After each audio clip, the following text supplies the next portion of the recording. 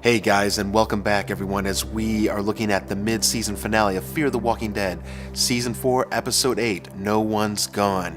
And I have to say, this is not exactly how I thought this would all go down. In fact, I'm a little disappointed at the way it did go down, but let's talk the episode and what happened, and then we can talk about the very end and that character loss. So again, this is full of spoilers, and here we go. So episode starts off with a battered Madison coming across Althea's campsite in the dark. So it looks like Madison lived, and and obviously has been making her way through the world, but we're not exactly sure where in the time frame we are yet. So here we go again with them jumping around in the time frames, and so we're trying to kind of put it all together and see where she's at. So so Madison catches her off guard, and then Althea pulls her, I'm going to trade, you something for your story BS, which Madison doesn't buy into. Althea tries to get loose, and Madison is totally ready for it, counters, and knocks Althea out to the ground. Althea awakens to find her interview tapes gone. Maybe Madison's way of partially saying, hey, you F with me, I'm going to F with you back. But also, more importantly, she's trying to see if maybe Nick and Alicia had interviews with Althea over the time. So, we jet forward in time, where Althea has driven wounded John, Naomi, Morgan, and Charlie to the Burnt Crispy Diamond Colony. Remember, they slammed through the doors and all those burnt walkers were everywhere.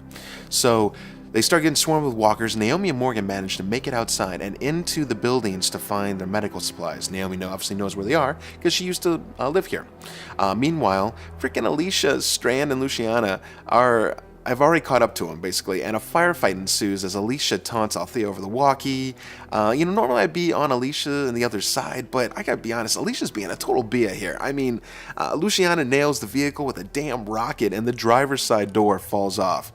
Oops, right? Especially after, Althea's talking about how it's like a tank built within a tank, and I'm like, yeah, it's just a SWAT truck with just some reinforced, metal doors and such like, so I wouldn't build it up too much, but all the same.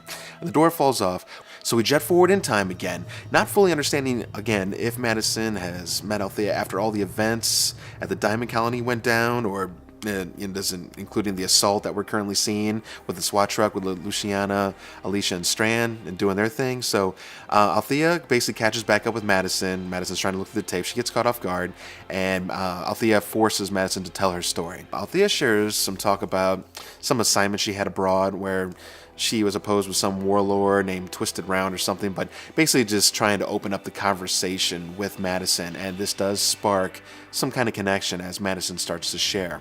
Back in the SWAT truck, Alicia holds Charlie at gunpoint and forces Althea to tell Naomi to come out and that it's safe. Alicia is ready to kill them all, and John pulls a fast one by holding down the talk button on the walkie-talkie just near him, basically alerting Morgan and Naomi inside that they're in trouble. Then Althea and Charlie try to pull a fast one on Alicia, and they start fighting inside the truck, and during the fight they knock over a bunch of noodles that Alicia recognizes. The fighting stops, and Althea tells them that she traded them for an interview. Alicia peels through the tapes quickly and finds one labeled Amina, and that was part of Madison's story that she shared with Althea that when she was captured, when they were having that talk. So it appears the events we're watching with Althea and Madison were much, much earlier than this gun battle and the things that went down at the colony and with our original friends, or our newer friends, Morgan, Naomi, and John. So Alicia watches the interview, then she goes inside the Diamond Building and prepares to kill Naomi for, and I quote, what she did. Morgan valiantly steps between the gun and Naomi, willing to die to prove that things can change, that Alicia can change, and it's not her that what she wants to do here. They can change for the better. So it's a touching moment as Morgan, is able to get the gun from Alicia, and he holds her as they slowly head outside. Now back to Madison and Althea. Althea cuts her loose and offers her these kimchi noodles or whatever, and the two part kind of as mutual friends, kind of whatever, but with persistence and some luck, she ends up checking motels, and she finds her daughter Alicia, and then Strand, Nick, and Luciana. So Madison did rejoin with her family, and then she also did find the Diamond Colony, the stadium, while she was out in her travels.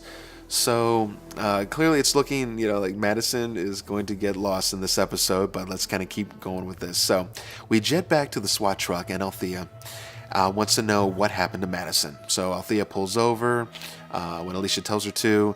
We also find out that Naomi's real name is June, so I guess there's that. So we'll have to refer to her as June from now on. All the survivors are now around a campfire as Althea has her camera on, and Alicia and the others start telling what happened the night at the Diamond Stadium and that massive horde of walkers. So pretty much the synopsis is that Madison, Luciana, and Strand ran outside to try and help clear a path for Alicia and Nick in the, I just can't get over this, the most dumbass move where they chilled in the middle of that parking lot to be swarmed by walkers. I'm going to get back to that in just a second. But instead of the other survivors inside holding true and trusting Madison and the reinforced walls that they worked so hard on, these jackasses tried to leave out in their vehicles, only to be completely swarmed and ultimately killed by the walkers, causing this whole plan to become one major cluster F. So Madison tries to draw the walkers away with a flare. So she's like heading back in towards the stadium because she knows those walls are strong and that it'd be strong enough probably to hold them in as well.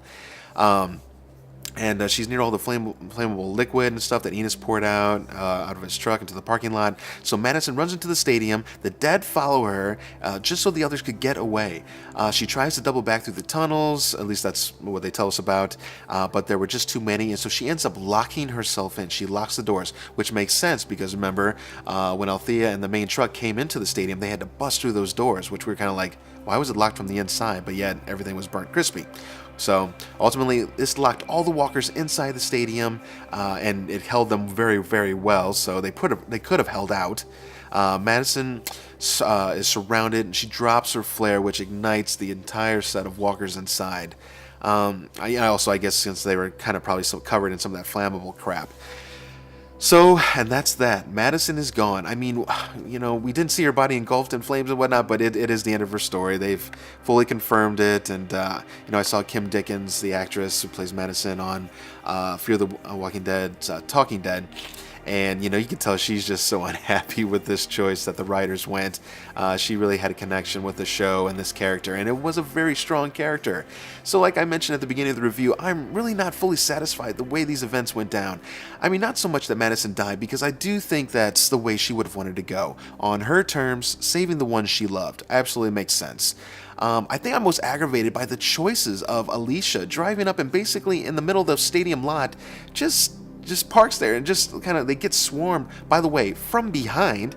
So it's not like they didn't have a chance to get away. I mean, in the scene, they clearly had a chance to get out or make their way around or do anything but what you did. And then the idea that Cole, which up until this episode had all been all about defending the people, making the colony strong, defending the walls, and he's the one who decided to get all the people together and try some BS escape route outside the front doors because they were scared. I mean, hell, let's not defend the walls. No, let's drive our cars into a freaking horde of 1,000+ walkers because, that's a much better idea. I feel this was just out of his character and just doesn't feel right. Maybe if they just would have had some rando character back there and just like, maybe if they would have showed him like, we got to get out of here and whatever, and they all start panicking, that would have made sense. The slow motion synopsis, although it was a nice send-off to Kim Dickens' character, it felt a little... you're trying to piece it all together, and I don't think I saw enough. I wanted to see more, but all the same, and then Alicia being stupid, parking the car, and then the walkers surrounding them. I think it was just kind of poor writing on that part. They could have done a lot of different things and still had the same outcome. But since these are the events that went down, this disappointment just leads me to one major conclusion: that you can want something to work so bad, try to bring in helpless survivors and try to protect them, feed them, and everything else. But there's always going to be someone or some group of people who are going to fudge it all up. I mean, Alicia and Nick aside, all the people that Madison had saved, fed, and kept safe were pretty much a direct result of her death, or at least played a hell of a major part in it. I mean, large groups just never seem to be a good idea, unless you're in like Rick's case, where you need a large group so you can have fighters to defend your colony and so forth. So it's like, you can never have it all. It's just too tough. Too many conflicting interests and people with their own ideas, I think, is what happened at Madison's stadium colony. And so Madison and her power peeps also spread spread themselves too thin. They were always together and not probably having a few people left inside trying to actually keep the people calm and, you know, say, hey, it's going to be okay. We're going to make it through this. So they left themselves weak, and so that's what happened. I guess Naomi/June did warn Madison that it was time to leave, so she was absolutely right. But you know what? That wasn't Madison's style, so I'm at least glad that they kept true to her character. A loss of a very strong woman and a great leader, great actress as well. I mean, this is a major loss for the show. I don't know. It's just hard to believe that we've lost both Nick and Madison this first half of the season. I mean, Nick was one thing because he wanted to leave, but now you kill off Madison, your powerhouse leader too. I mean, no doubt we maybe get a little tiresome of her always being the strong woman and, you know, trying to make it through. I mean, she probably had hit her arc, but all the same, it feels pretty rough to let her go. The Vultures and the leaders, and their leaders, did meet their demise, so that's at least some satisfaction for us. I do give this episode, I'm thinking about a 7 out of 10. I kind of wanted to go a little bit lower, but they had a lot of cool things going on, some good cinematography, and the send-off was pretty good overall. So it was a pretty good season. Mid-season, if you will.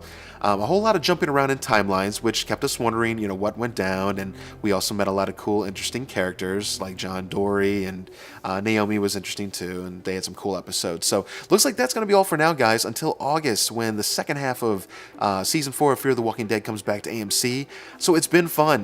Be on the lookout for our short zombie series, Dead Nightmare. Our episode 6 is getting super close to completion. We had a few reshoots we had to do, I've mentioned before, but we're getting it done, and I'm hoping to have it out by early August. So now's your chance to get out there, follow the links in the notes, and get caught up. Make sure to like and subscribe too, so we know that you're enjoying our channel. And I guess we'll see you at the next review. See ya!